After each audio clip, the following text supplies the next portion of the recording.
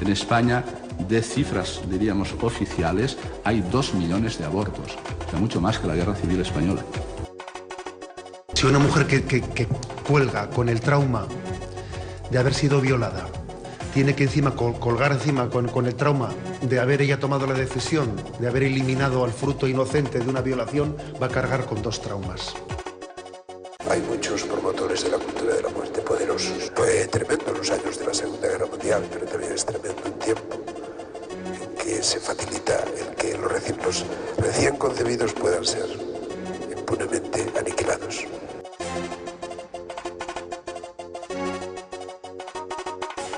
¡Mira, carajo, no nos valen 9 rosarios! ¡Mira, carajo, no nos valen 9 rosarios! ¡Mira, carajo, no nos valen 9 rosarios! ¡Que se preparen que lleguemos a plantar! ¡Lume! Somos las bruxas que vos íbamos a plantar. ¡Lume! A nuestros cuerpos no nos puede dominar. ¡Lume! Porque el grechano nos quiere profanar. ¡Lume! La conferencia episcopal aborto serán. ¡A iglesia justa y a gasolina!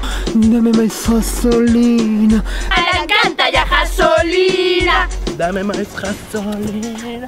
¡A iglesia justa y a gasolina! Solo gasolina. ¡A la encanta y a gasolina! ¡Dalle más gasolina! A tu fe hipocresía nos discrimina. Por la calada practicada es pedofilia. As nuestras jaitas pasarán por guillotina. Pintaremos nas vossas caras 1000 vacinas. Asesino, autodominio. Non vamos ir a misa aos domingos. Todas las picaras vamos a hacer orgías. Pecaremos a tope todos los días. ¡A iglesia justa y a gasolina! ¡Dalle más gasolina! ¡A la encanta y a gasolina!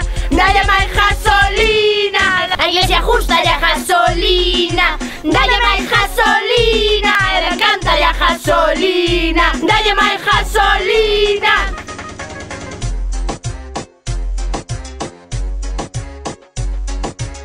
¡Somos muy pícaras!